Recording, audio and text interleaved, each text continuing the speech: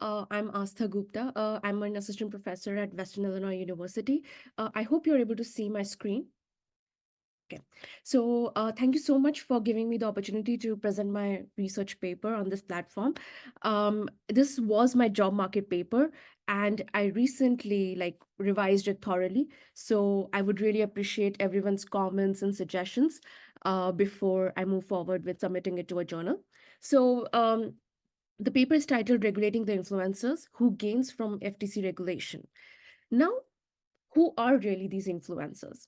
So, I want these influencers are just individuals, they're just like us, common people like us, and they have this significant presence on social media.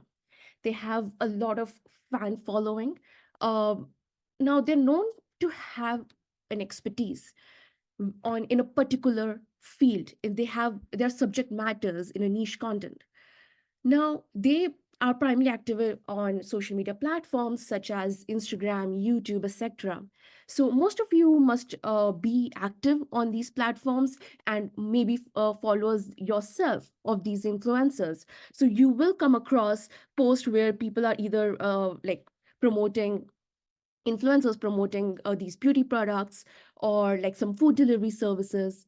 To look at more examples, like they're either sharing their travel experiences, they may be sharing restaurant reviews, maybe sharing some beauty kind of products, some clothes, some jewelry, etc. So basically, what are they doing?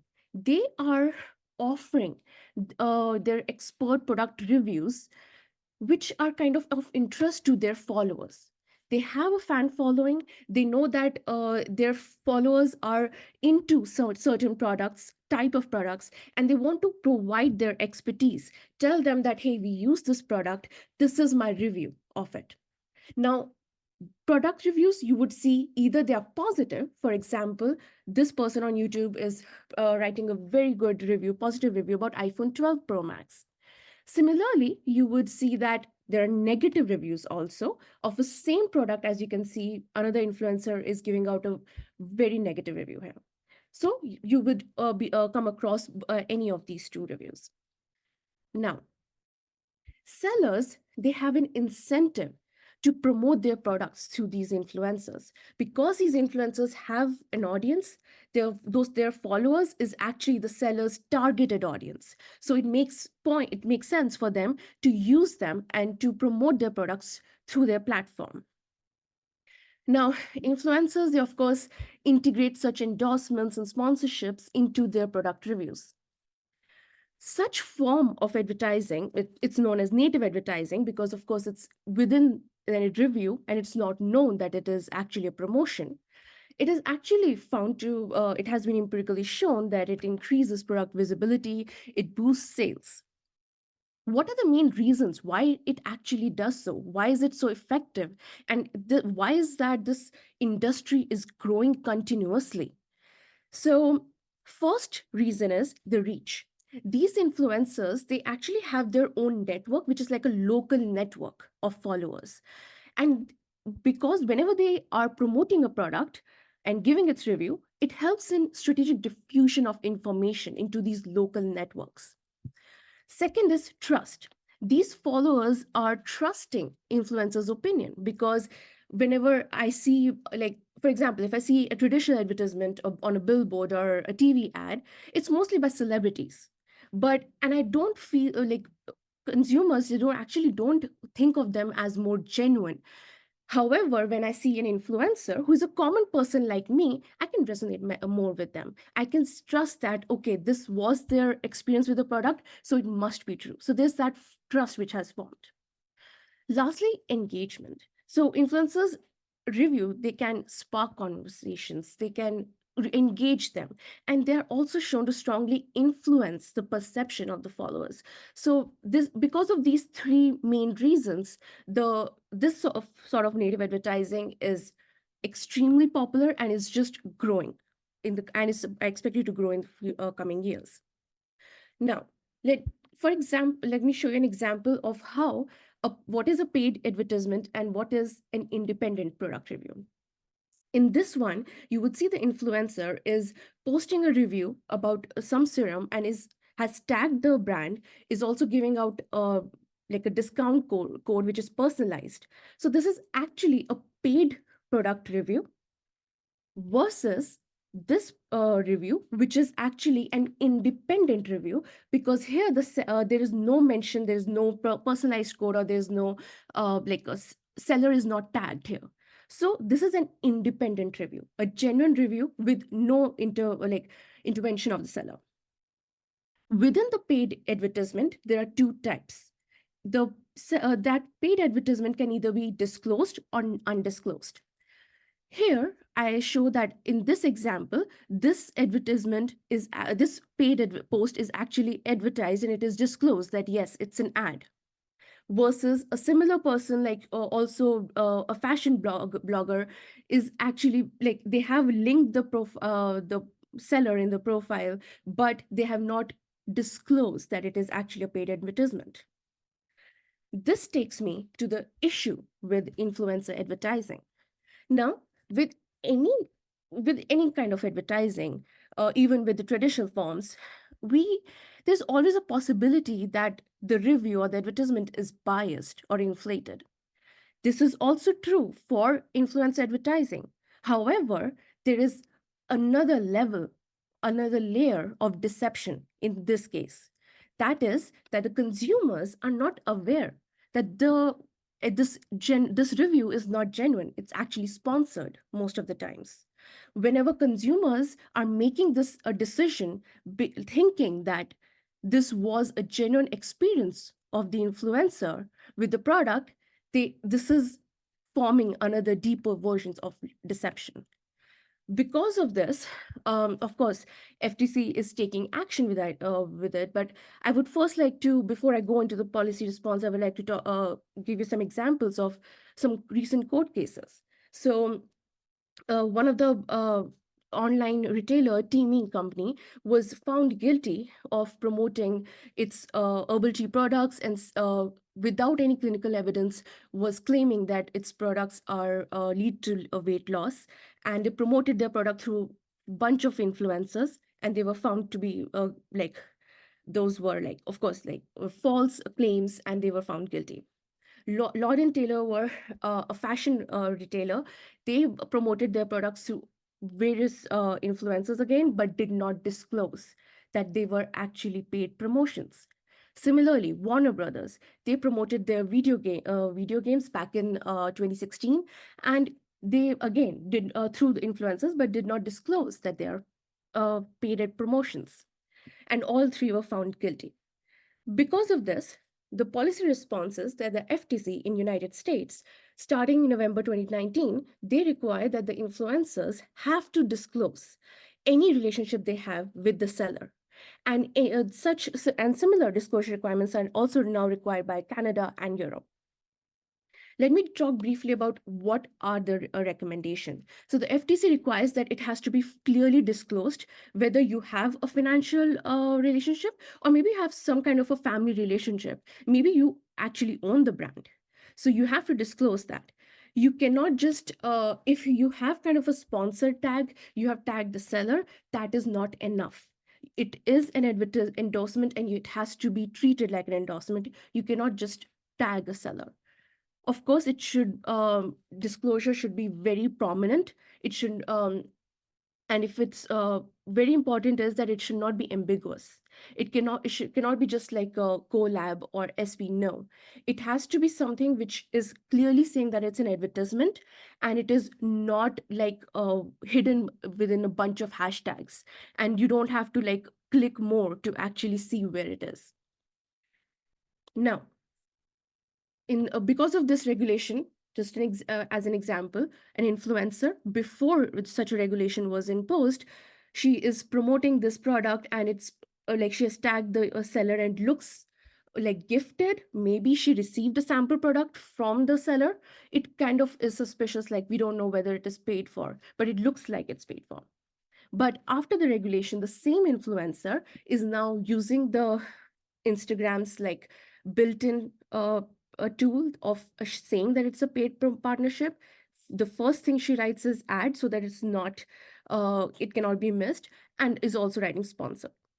So this is basically how influencers are trying to incorporate it in their product reviews. Now, in my paper, I want to analyze that what is actually the impact of such regulation on market outcome and social welfare. I want to particularly find out that what are the kind of market environments where such a disclosure policy will have a positive effect or will have no effect whatsoever.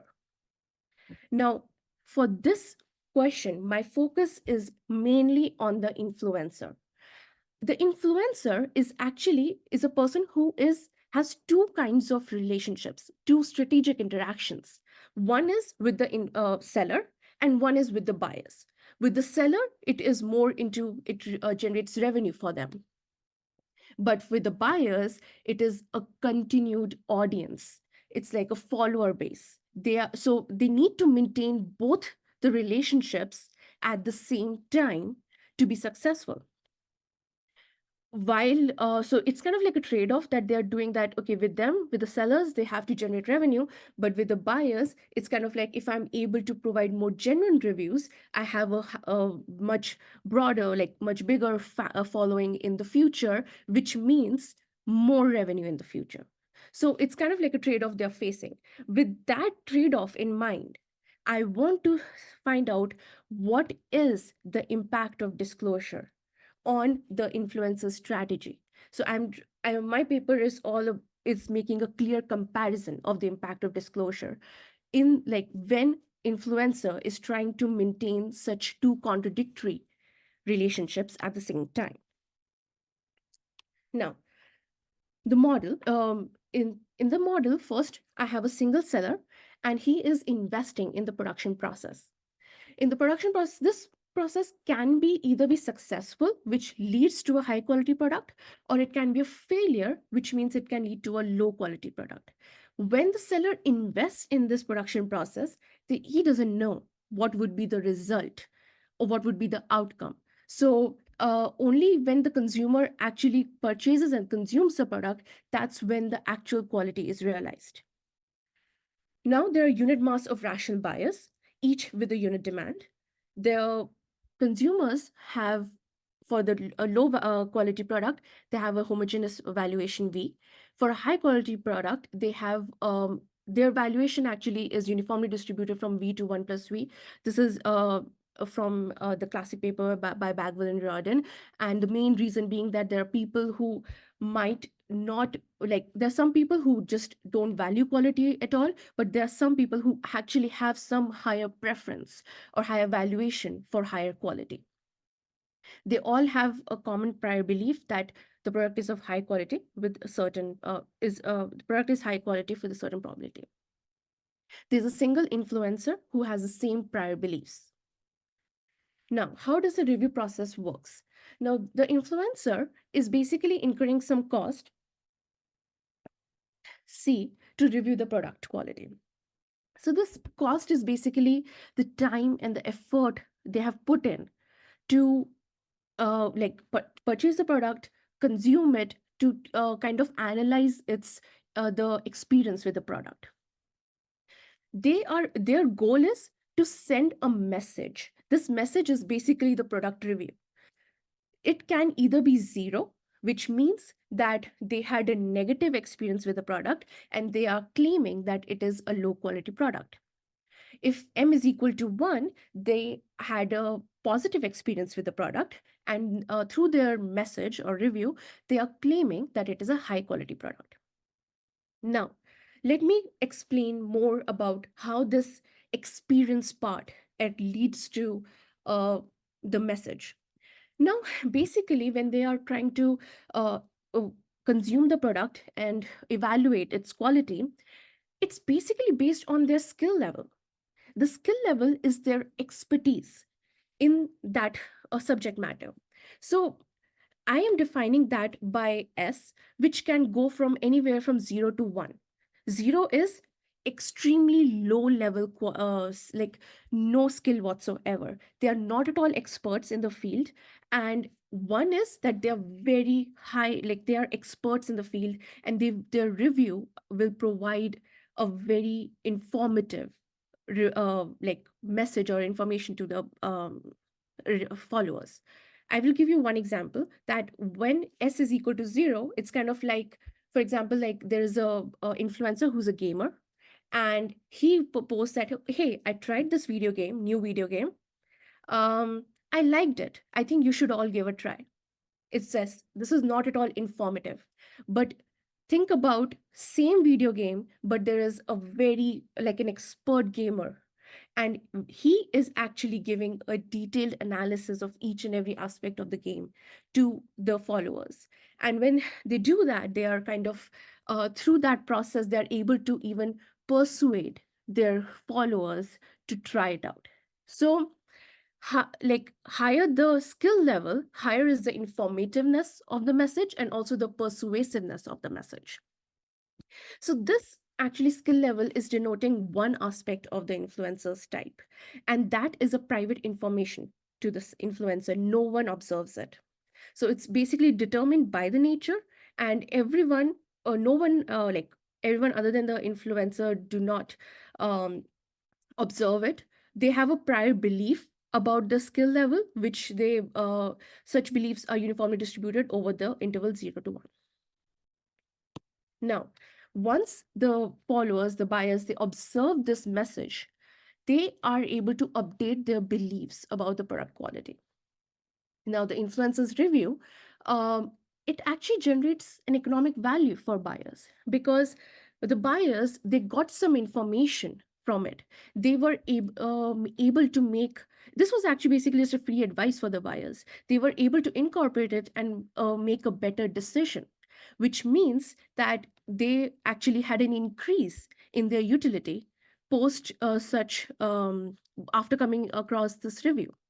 So I define this economic value as an increase in the exposed utility of for the buyers. Now, I define of this parameter A, which is anywhere between 0 and 1, and it represents how much influencer cares about the welfare of the buyers. Now, basically, it is that this is kind of like giving a weightage. How much do I weight, like how much importance do I give to the economic value I'm going to generate for my followers? This is actually the second aspect of the influencer's type, which is again a private information. This actually is kind of showing his altruistic behavior. Is it like is he a more like very concerned person who is really trying to uh, uh, create more genuine reviews, or is he more into like I'm more selfish, I'm more concerned about revenue generation? So again, it's such it's kind of a private information of the influencer. No one else knows it, and therefore they have prior beliefs about it that it's uniformly distributed from 0 to 1. Now, so this says that skill level and the welfare concern, they represent the influencer's type. Now, next is the seller now has an option that they can advertise the product through this influencer. They can make an offer to the influencer, and they can decide that, okay, I'm going to pay you a certain amount if you write a positive review. They have the ability, I assume that they have the ability to commit to this contingent payment. Now, influencer can, of course, has an option that they accept the seller's offer. If they accept the seller's offer, of course, they have to write a paid review, which is positive. In that case, the payoff of the influencer is that they receive this payment, plus they know that they generate some economic value for their followers, which of course is weighted minus the cost. If they reject the offer, or maybe they didn't actually, the seller did not even make any offer, then they have two options. Either they do write an independent review, in which case then there's no payment, but they know that they receive some sort of an economic value from generating their an independent review, which is weighted. In case of no review, there is zero payoff for that. I would, before I move on to the timeline, I would like to make this note about the parameter A, which is the welfare concern. It actually is playing a dual role in the model. First is it's representing the influencer's behavior, which is that I know for low levels of A, the influencer is more selfish. So he is going to be more lean towards the revenue generation um, relationship, that is more concerned about the relationship with the seller. A high value of A would be someone who is very honest, really cares about his followers, and is kind of someone who's more concerned about like maintaining the relationship with the followers. But the intermediate value is someone who is in the middle, who's trying to maintain the trade off, the two contradictory relationships at the same time in a strategic manner. They're going to analyze, okay, which of like they will only accept the offer if it is like beneficial for them in the long run. Now, a second role this parameter plays is that this is actually a static model, but you can think about it as like a discount factor. Like, I am giving this much weightage to the economic value because I care about this follower base. I want to maintain this follower base in the long run, because without this follower base, I will not be able to generate revenue through the sellers. Therefore, you can think about it as like a dynamic version in a reduced form. Now, the timeline of the game is that the nature first determines what is like the influencer type, and only the influencer observes this type. The seller is going to then invest in the production process, which no one observes what is the true quality or what is the outcome of this investment. After that, the seller is deciding whether to make an advertisement offer to the influencer, upon which the influencer decides whether to accept the offer or reject the offer. After that, the seller sets a price based on influencer's decision, and whether there was a review or not, buyers make a purchase decision.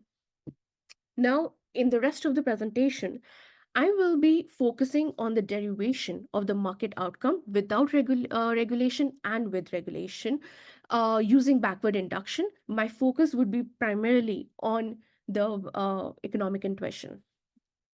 Now, first, market demand curve, how does it look without any review?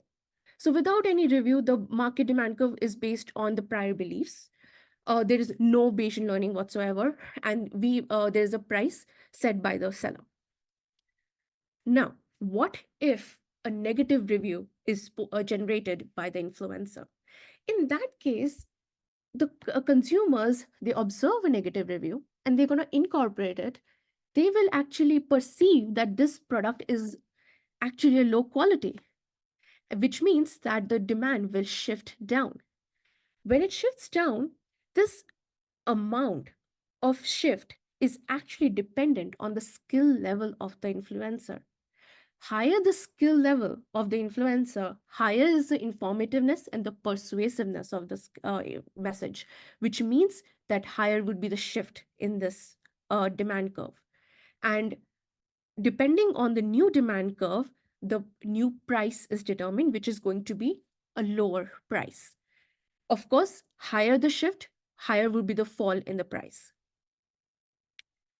If a positive review is posted, then in that case, we see that, of course, consumers get to know that, okay, they perceive that it is a high quality product, and they are going to, like, there's going to be a shift in their willingness to pay and also the demand curve. This means that, of course, higher the skill level, higher would be this shift in this demand curve, and also higher the increase in the price which the seller can now charge. So now, given that when I'm talking about the negative review and the positive review, I'm kind of assuming here that they were actually independent, genuine reviews. Now, what if there's a paid review and the influencer actually had a positive experience with the product? So if they had a positive experience with the product and it is a paid review, they are going to give out a positive review, and it's fine. There's no harm in that.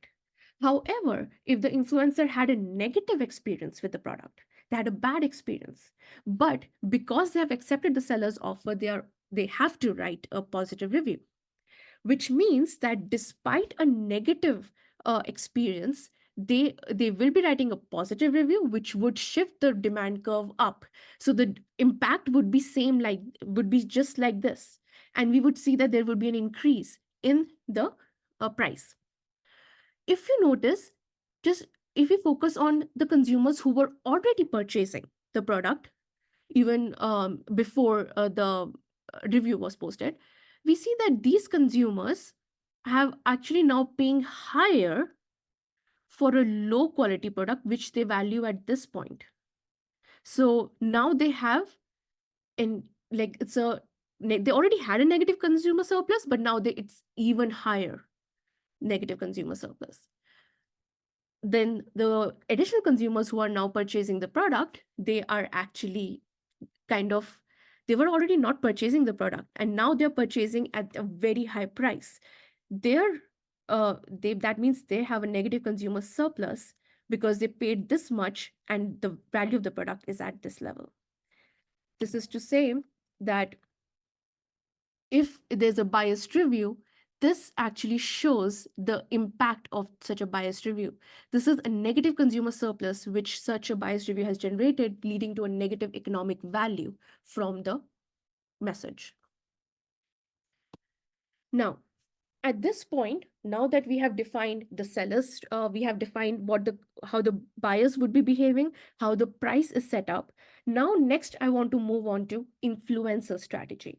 Now, influencer has two aspects to the type: the welfare concern and the skill level. In this diagram, I'm showing that it can be anywhere from 0 to 1, both of them. And that means if I look at any of this in anywhere in the space, if this point is somewhere with a very high skill level, a type of influencer is a very high skill level, and also a relatively higher concern for the welfare of the followers. Somewhere on this side is probably an influencer type who has an intermediate level of skill level, but a very like almost like negligible concern for the followers. So the nature determines like the type of influencer, so it can be anywhere in this space. Now the influencer, if they do not have any like advertisement offer from the seller, then they want to decide whether should like whether do I like post an independent review or no review whatsoever. I find that there is like, this is kind of like an indifference curve. Any influencer type on the right of this curve would be interested in and would post an independent review. This review, because they know that even though they're not getting paid, but they know that their skill level is high enough to generate a higher economic value for their followers, and at the same time they value that themselves. They value such economic value generation themselves. So therefore, it is profitable for them to actually post an independent review. Anywhere below this indifference curve is someone who knows that for them independent review doesn't make any sense, because they're either they don't really care about either they don't care much about the followers, or they don't have enough skill level to create much difference through their review. Sorry for interrupting, but we're running a little bit out of time. Oh, I'm so sorry. I'm just going to wrap it up quickly. So, if the now let's suppose that the seller is actually makes an offer. In that case, this is still the same indifference curve as for the influencer. Anywhere below this would actually accept such an offer because they're still getting some revenue out of it. Anywhere above that, there are only a portion of them who will accept the offer. Rest of them will reject. I'll get on to the economic intuition in the last slide. The last would be what would be the seller strategy in this case. In this case, given how the influencer and the buyers are behaving, the seller would be that they have their own indifference curve where below which they are not going to make an advertisement offer, because it is not profitable for them to actually engage influencers who have like lower skill level. However, anyone above that, it is profitable for sellers to make such offer, which will only be accepted by a portion of the like the highly skilled ones. This is the outcome when there is no disclosure regulation whatsoever. However, as a disclosure regulation is imposed, we know that such a disclosure regulation is going to, um, everyone is now, the consumers can see that whether it is a paid review or an independent review. The moment consumers can see that, that means that more influencers, there's going to be a higher degree of influencer types who would be willing to actually post an independent review, because an independent review is going to generate a much higher economic value now for them. At the same time, the seller's indifference curve is going to shift up, which means they're going to make such paid advertisement offers to only a smaller proportion of the influencer types. Let me explain the economic intuition very quickly in the last slide. In this one, what I'm kind of comparing both the scenarios here. This is this one shows that what would the bold lines are actually showing me the outcomes when there is a regulation. The dotted lines show me the outcome when there is no regulation whatsoever. I see that there are after regulation, there are still a portion of influencer types who would continue to generate an independent review. So there is no impact of disclosure regulation. There are some who did not generate any review before the regulation, but and continue to do that after regulation as well. There is this portion, the intermediate portion, where we see that they had a paid review before regulation also and after also. So there's a persistence of paid review. The change would be in this region where we see a positive change, that there was a paid review before regulation and it converts into an independent review after regulation. Another impact is that in this belt, that there was a paid review before regulation, but it converts into a no review. This is actually a negative impact of disclosure regulation, because we now there is no information being generated, which actually technically is useful for the buyers. So in this, I want to end with three implications for the results. First, independent review, when it actually persists, and actually sellers, even though these type of influencers have a very high skill level, have a very high welfare concern for the consumers, so they will actually have a very high impact on the demand, on the purchase decision of the buyers. However, the sellers are, even though it would be like great for them to engage such influencers, it is just not feasible for them to advertise their product through them, because they will have to, they need a very high payment to offer it to them, which is not feasible for the seller. At the same time, if we see that the paid review persist even after disclosure regulation, which kind of provides a theoretical explanation to the empirical evidence, which has been shown by Urshav and Mitchell paper. Then the last thing I want to talk about is that focus on this area. This area is the one where the skill level is very high and the welfare concern is very low, which means that these are the influencer types who can create the highest impact in the demand curve for the uh, buyers. But at the same time, they don't care much about their welfare. That means they will be willing to convert their review for any amount of money. This means that here the regulation concern, the welfare concern is the highest, because I know that such influences are going to create the most damage, but the regulation has no impact in this area. And this is like the main takeaway of this paper. So that's how I'm just going to conclude on that. Thank you.